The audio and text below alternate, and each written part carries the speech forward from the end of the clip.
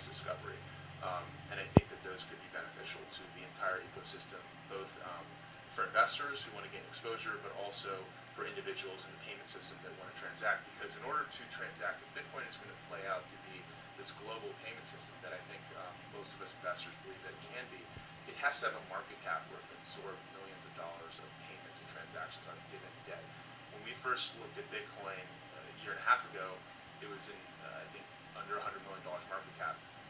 To sort of process even probably the number of transactions on a given day today would significantly move that market. So I think speculation in the Bitcoin market is sort of the necessary phase, and it's arguably at which point in that phase we're in right now, it's unclear, but in order to attract the smartest minds to build applications and build companies, to get funding, to get investors excited, you have to have a market cap that is attractive and an ability to process the transactions that you think it can process. And at $10 billion, I would argue that it's simply, like, if Bitcoin can play out the way it does, I think $10 billion probably can't absorb a global payment system on a large scale right now.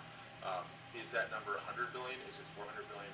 I'm not going to speculate at this point, but it has to be able to support sort of the transaction ability and create a rails that will support that volume. It's also interesting to note that a Bitcoin can be divided into 100 million pieces, so it's almost infinitesimally divisible. So hoarding, in terms of there will be no more left to go around, is not really a problem, and that could also change because it's open source.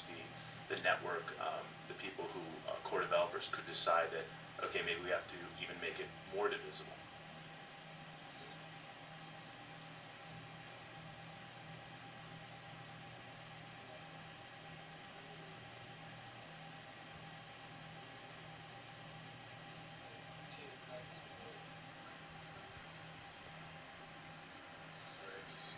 Changing topics just a little. I was interested to know, as investors, whether, I assume you have, whether you've perceived how the traditional banking industry is reacting to Bitcoin, the growth of virtual currency, and what you think of that. Do you think Bitcoin is seen as a threat to traditional banking? Do you think it is a potential disruptive force that's going to drive change, or both? And I can tell you personally, I have my credit card with a particular bank, and I also have my bank account at that bank. And once a month I have to pay my credit card bill by transferring money from the same bank to the same bank, from my bank account at the same bank to pay my credit card bill at the same bank, and it takes 3 days. I have to leave 3 days to make sure the money goes from one hand of the bank to the other hand of the bank. And that is a little crazy, in my opinion. So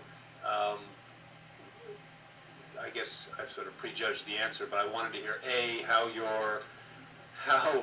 you're perceiving what you perceive to be the reaction from traditional banking, and B, the potential changes that you all could bring about, or that the virtual currency industry could bring about.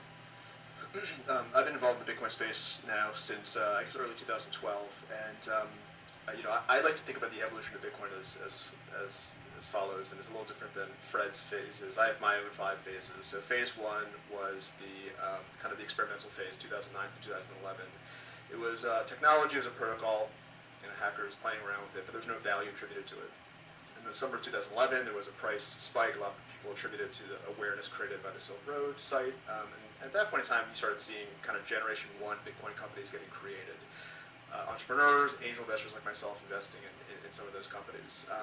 Phase 3 started at the beginning part of 2013 when the venture capital community moved into Bitcoin, with fantastic investors like Fred and Jeremy investing in kind of the second stage companies. I believe that this is the year of Wall Street, Bitcoin.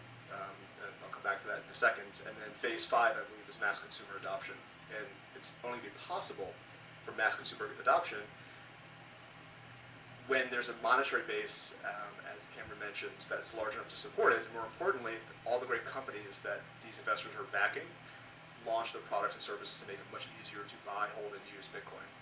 So I can tell you that, being here in New York, interacting with Wall Street, and running really kind of the first investment vehicle, the Bitcoin Investment Trust, that makes it possible for investors, institutions, and individuals to invest in Bitcoin.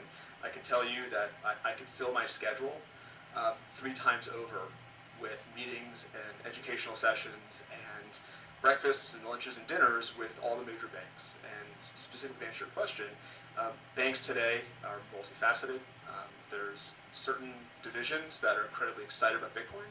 Those tend to be the ones that are involved in FX trading, commodities trading, the ones that have wealth management channels who are trying to think of ways to enable Bitcoin investing. You have kind of the commercial banking side, who see the opportunity to bank a lot of new, great, innovative companies that are going to need a lot of banking services. And then you have the parts of the banks that make money off of maybe the 3-day float that you were referring to, Superintendent.